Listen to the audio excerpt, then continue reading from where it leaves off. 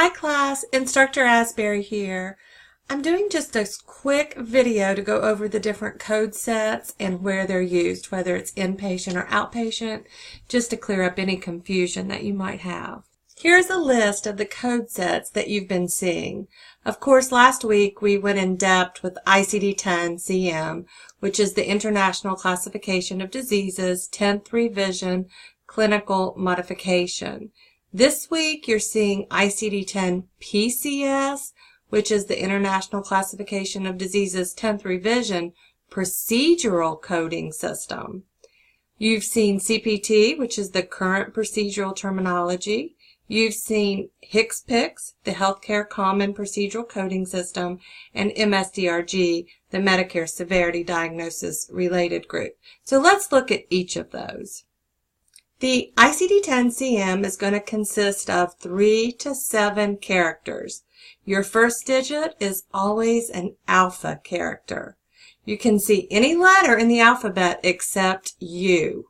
Your second and third digits are going to be numeric, and there's a decimal place after the first 3 characters. Here's an example of an ICD-10-CM code, M40.56, which is lordosis of the lumbar sacral region. Now, you're only going to use ICD-10-CM codes when you're reporting outpatient services, so services from a physician's office, or services that happened at the hospital like an X-ray or an EKG that happened as an outpatient in the emergency room. That's another place where you would use ICD-10-CM. ICD-10-PCS will be 7 digits long. They're going to be alphanumeric. All numbers and letters are used except for the letter O and the letter I. And this is so you won't get confused with a 0 or a 1. ICD-10-PCS will not have any decimal points. Each character place stands for something very specific. They're built piece by the coder using a table, and they use a completely different terminology. So we don't have this code book in this class, but Chapter 27 gives you a lot of information talking about the root operations and how the codes go together. ICD-10-PCS is used in the inpatient setting, and it's used instead of the CPT or the HCPCS codes. Procedure codes have to be sequenced properly with the principal procedure as the first listed procedure. And here's an example.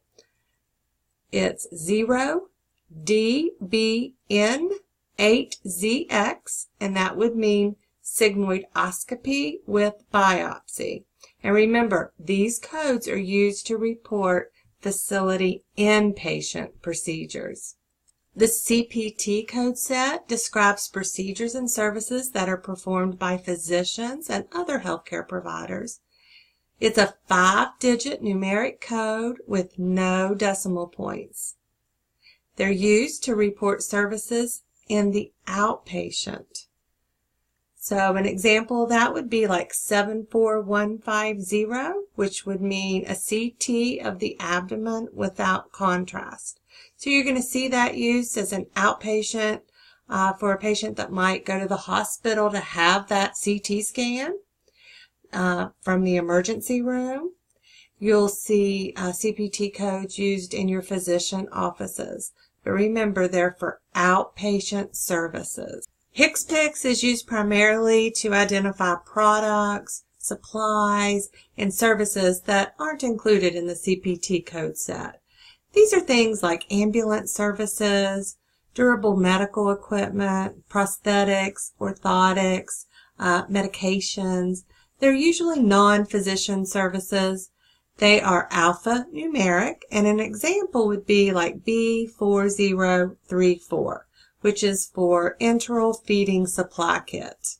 You've also seen this week the MS-DRG, the diagnosis related groups, and it's a system that classifies hospital cases, and it's based on the severity of the illness, so you'll be using these in the inpatient category. And an example of that would be like 034, which is a carotid artery stent procedure with MCC. And MCC means a major complication or comorbidity also exists in this patient that's had this carotid artery stent.